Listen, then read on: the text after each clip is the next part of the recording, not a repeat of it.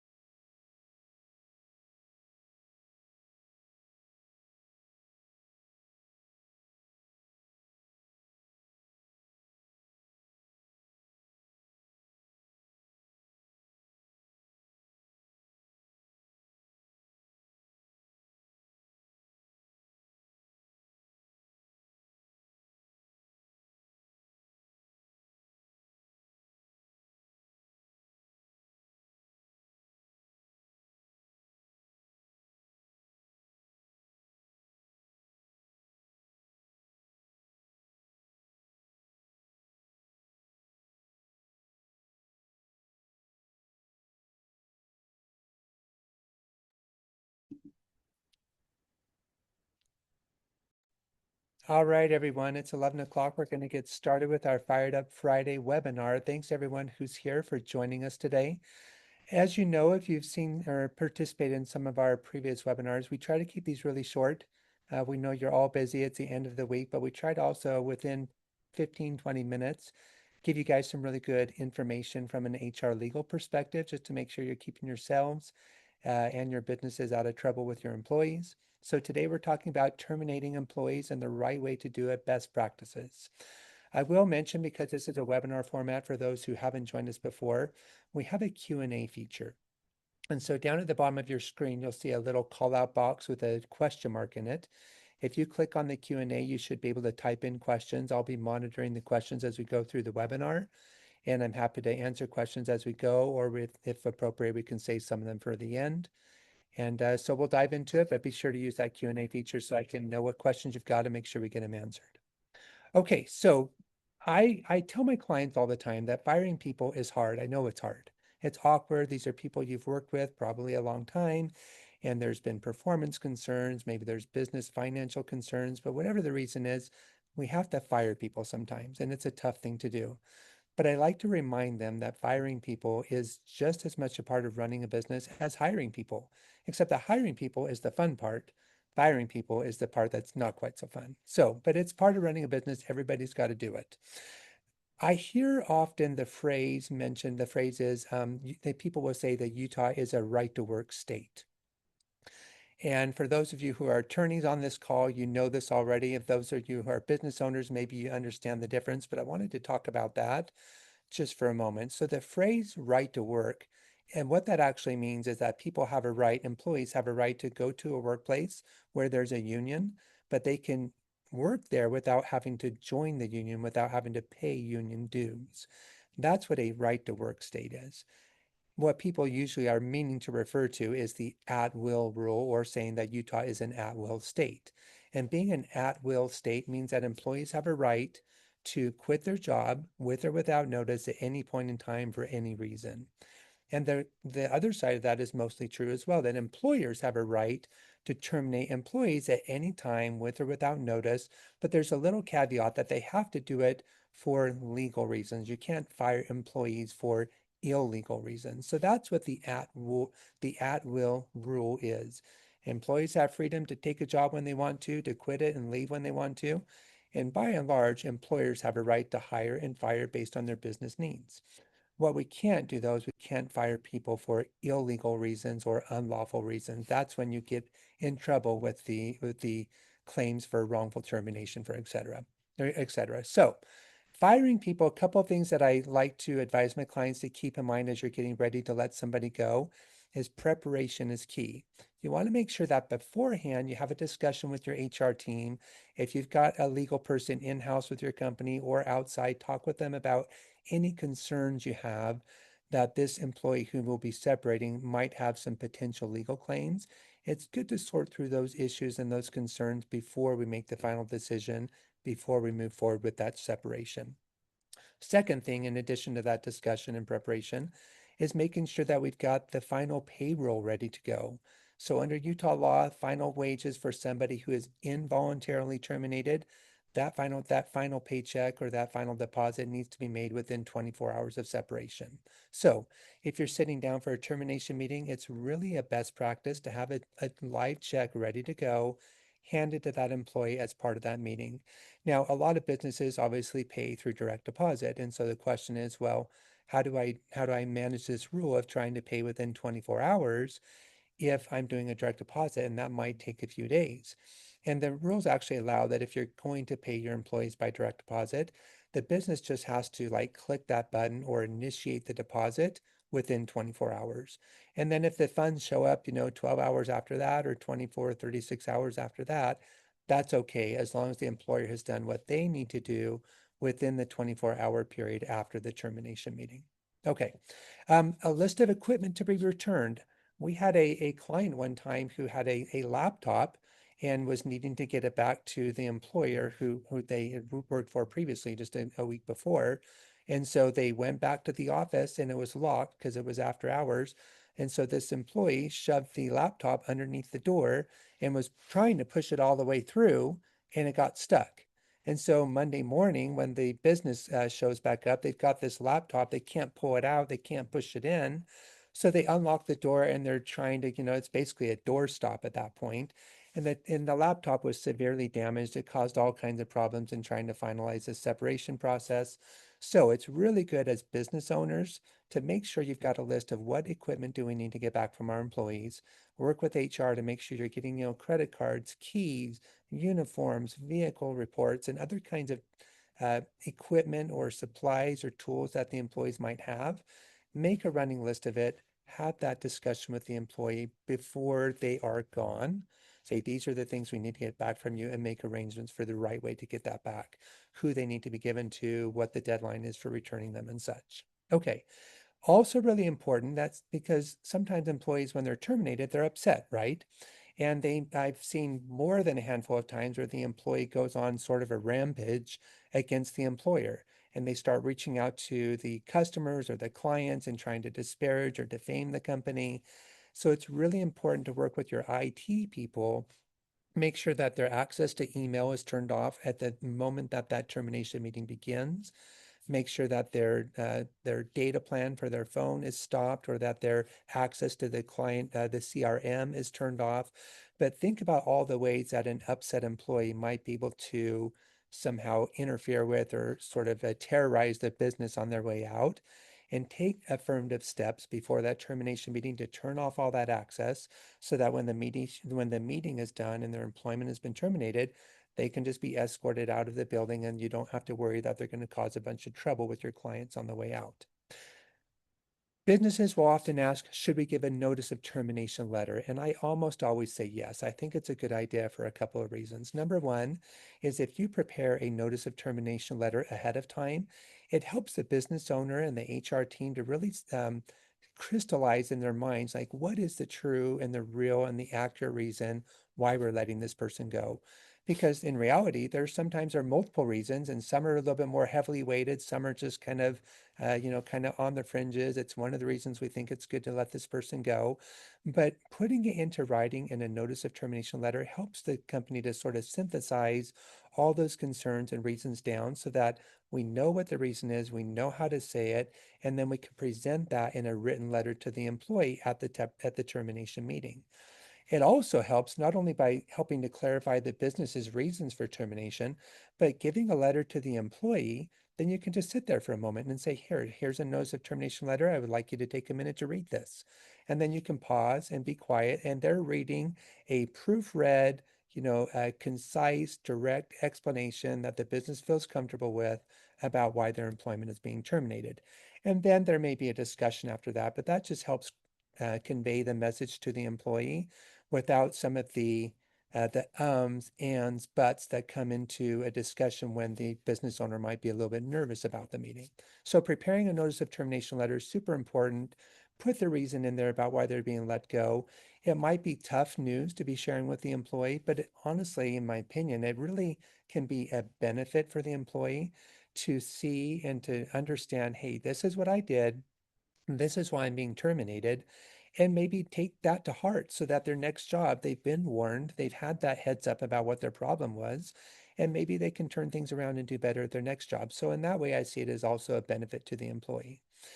Another way that preparing a clear written statement for why somebody's being terminated is beneficial to the company is the employee might remember a different reason about why they're being let go, or they may say, well, the employer didn't give me a reason. And then they go and apply for unemployment insurance benefits. And they're like, yeah, they told me I was being terminated because, I didn't meet my sales quota 1 month or something. And then our reason for terminating was really because you threatened to hit your boss. And so you want to make sure you've got a consistent story. And if you have an application for unemployment benefits and you want to challenge it, it's really helpful to have the employee give some odd, far-flung reason for why they think they were terminated. And then you can tell the company or the unemployment insurance people, like, here's the letter we gave to the person at termination. The reason that we told them at the meeting they were being terminated is X, Y, and Z. And here's the letter that says X, Y, and Z. It helps build a picture of consistency. It helps show that the business is being honest and truthful. And that's a really good way to overcome an application for unemployment benefits if that's the company's goal. Okay, witnesses is another issue that comes up in best practices. Is it good to have a witness there? Absolutely. If you've got somebody on your team that can sit in and be a witness, they don't have to talk, they don't have to say anything at all or interact with the employee. They're just there to watch, to listen, maybe take some notes, but it avoids making a termination meeting a he said, she said situation. And that you want to avoid that to the greatest extent possible. So I always recommend if there's somebody else on your team that you can bring in, just have them sit in the corner, have them sit there and listen. It's really good to have a second set of eyes on the business's side. Now, if you don't have somebody that's available or somebody that you trust to be a witness there, you can always record the meeting as well. Utah is a one-party consent state. You can set your phone on the table and hit record so that everything you say, everything the employee says, it's all being recorded. Or you just keep it in your pocket and record it. You don't have to tell them that you're recording it because Utah's a one-party consent state. So as long as everyone in that meeting is in that room or is in Utah, maybe they called into the meeting, it's fine to record the meeting and you don't have to tell the others as long as everyone is within the state of Utah. Okay. Severance is another issue that comes up in how do we terminate people correctly. Just this week, I had it actually, it was yesterday. I was on the phone with a business client. They run a fantastic business serving lots of people that have really important needs. And they told me, yeah, we terminated somebody a couple months ago and we gave them a severance payment. And this person is now coming back and threatening legal claims. I said, okay, send me a copy of the severance agreement that you have this person sign. They sent it to me and it basically just says your employment is being terminated. We're giving you a severance payment. Here's the amount. And we wish you the best of luck in everything else that you're doing. There was no waiver of claims. There was no exchange. There was no, we give you this, you give us that. It was just, they just gave this guy a chunk of money and it was thousands of dollars, thousands and thousands of dollars in exchange for nothing. And so the business owner's like, you know what? I should have called you and asked before we did this. I'm like, yeah, you should have. But the point is you gave away the money, you didn't get anything for it. And so the whole idea of a severance is that you give some money to the employee as a way to help them land on their feet, give them what they need to kind of have a smooth transition. And in exchange for that, you're asking them to waive certain legal claims that they may have against the company. It's basically you're buying your peace against this employee. Now, there are certain things that are not waivable. For example, you can't waive the right to apply for and collect unemployment insurance. You can't waive the right to apply for and get benefits through a workers' compensation process.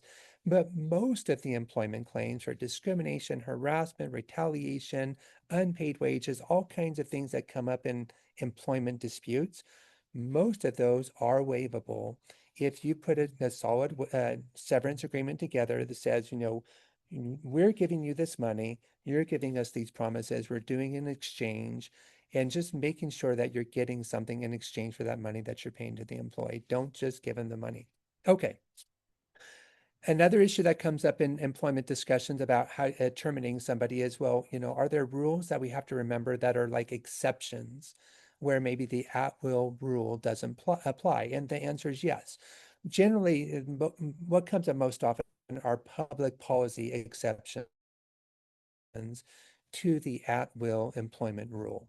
So what that means, for example, is an employer can fire an employee at any time for with or without notice for any lawful reason, but you cannot fire people for illegal reasons. So I will give you an example here. If an employer or an employee says, I feel like I have been harassed and I'm going to HR and I want them to do an investigation.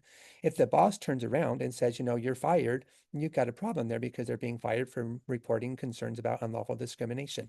This actually happened at a small restaurant in Salt Lake City, and the employee showed up actually very late at night, reached out to the company and said, I feel like my boss is harassing me. And she left this message with her supervisor. The next morning, the boss fired her. And he's like, do you think we can win this case? And I'm like, no way. She made a complaint. There were no problems beforehand. You fired her the next day. That is a retaliation claim. So that's one of the things that we've got to avoid.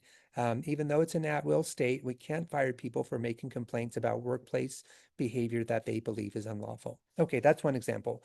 If somebody says, you know what, it's the first Tuesday in November and I'm going to go vote. And the boss is like, I know who you're voting for and I'm not going to let you go vote. And if you leave this office, I'm firing you.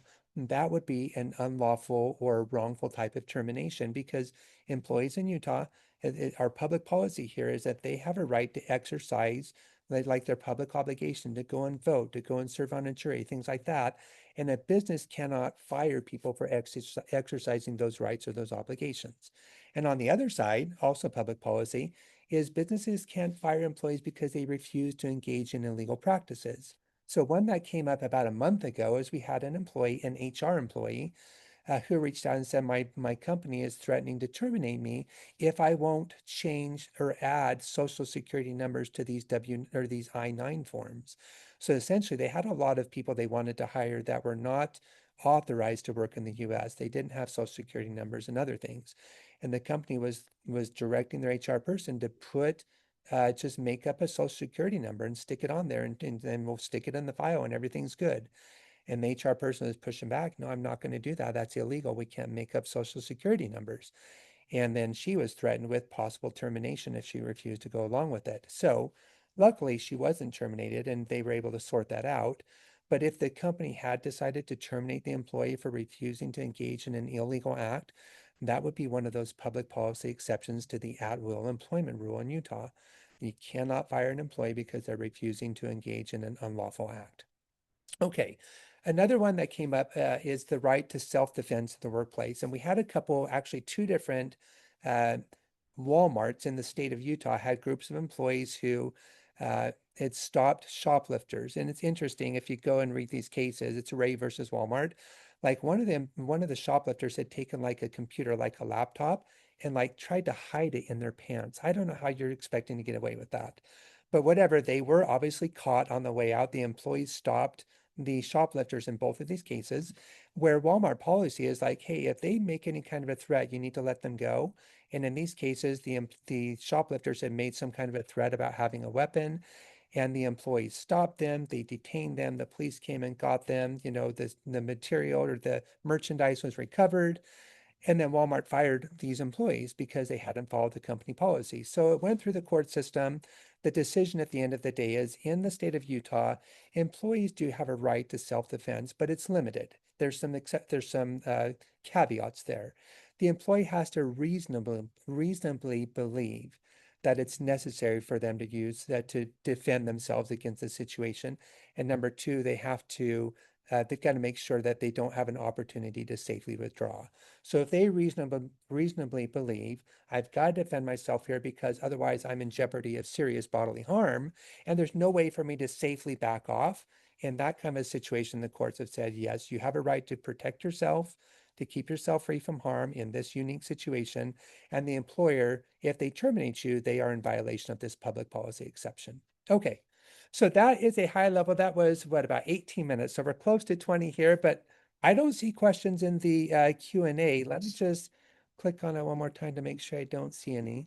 So if you guys have questions about terminating employees, best practices, the right way to do it, or issues that maybe you've run into in your businesses, go ahead and throw them into the Q&A.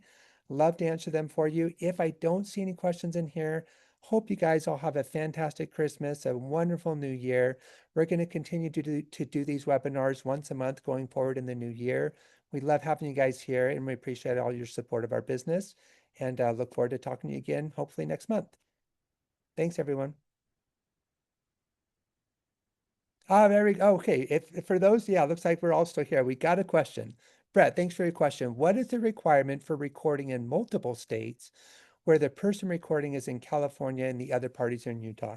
So I will first off say that I'm not giving legal advice here, and I'm also not licensed to practice in California. One of our team members is, but I'm not. So I will say my understanding is that California is not a one-party consent state.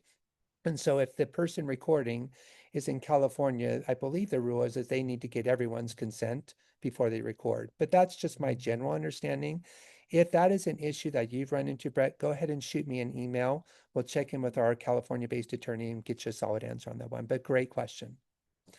Okay, let's hang tight here to see if we got any other questions. Yeah.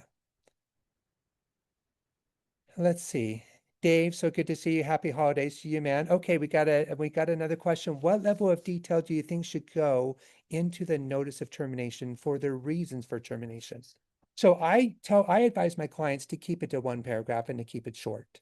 So you don't, even if there's like a long history, you don't need to be like, on this date you did that, and on this date you did this, but just say, your performance has been problematic because you don't show up on time and you're not turning in your required reports, and you're mouthing off to your supervisor after you've been asked to be respectful.